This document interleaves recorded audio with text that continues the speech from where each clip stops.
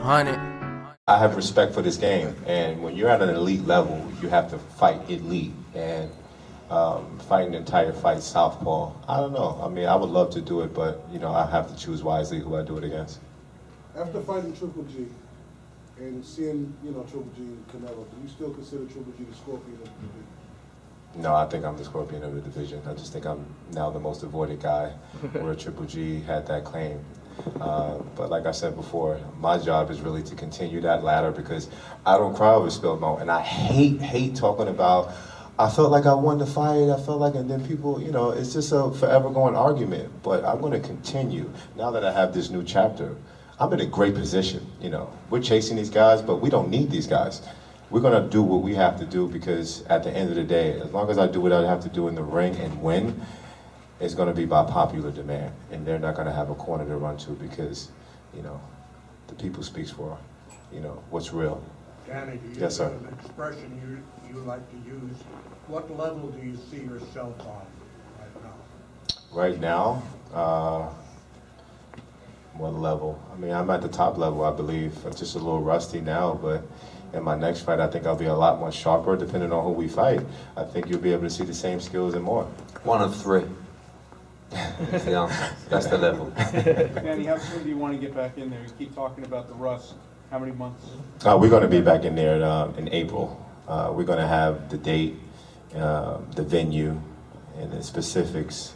What, in a week's time? Couple of days? Yeah. And that gives me great confidence to know that I can plan when I'm going to be back in the gym. I can plan my life. I can plan certain things, and I don't have to worry about that. I'm in a really, really great position. Daniel, you seem relentless in there, but you just walked through Lewis Arias and not worried about what was coming back at times.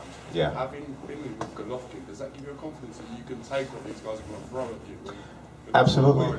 When you've taken the best punch that people consider the boogeyman, it gives you that extra level of confidence that you can take punch from, anyone.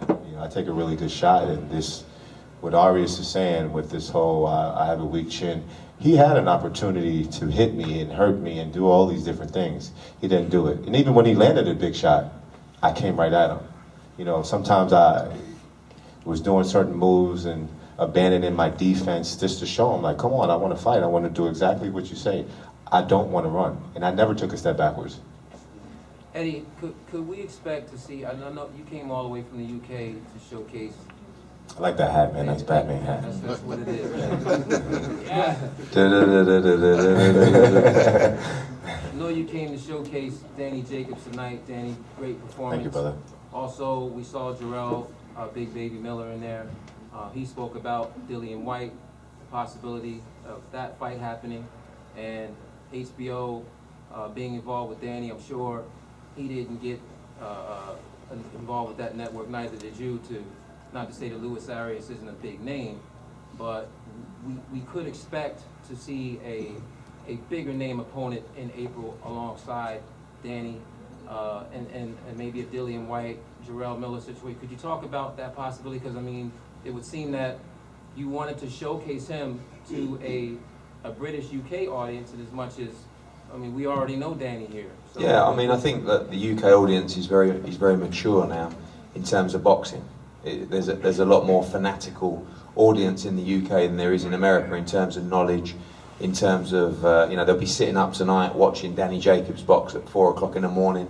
And, there's no plans to box in the UK yet. We're not going to rule that out, but his next fight will be in Brooklyn. And Jarrell Miller's a part of the plan as well, because, I think the Dillian White fight's a great fight as well. In terms of Danny stepping up to the next level, he's quite right. We will do what we want to do, but we understand we have to provide good quality fights and fights that people are interested in. In an ideal world, he'd fight Golovkin next. And if that was available and the rematch didn't happen, maybe we do that. If not, we'd like to fight the winner of Saunders Lemieux. If we can't do that, maybe we fight Charlo. If we can't do that, maybe we fight someone else.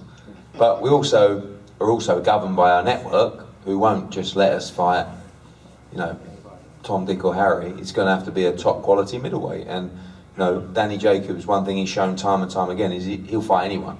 It's not a case of, he'll be turning down opponents. But, we need the right opponent. But this is about building Danny Jacobs into a position where the fight is unavoidable. for the likes of Canelo and Golovkin. We're not sitting out here saying, oh, hopefully we get a shot against these guys. Like, no disrespect to Lemieux and Saunders, I see Danny Jacobs on a whole new level to those guys in terms of ability and hopefully in terms of profile as well and draw. So that's the level we want to get to, where actually they're coming to us saying, oh, is there any chance of a shot with Danny? Having fought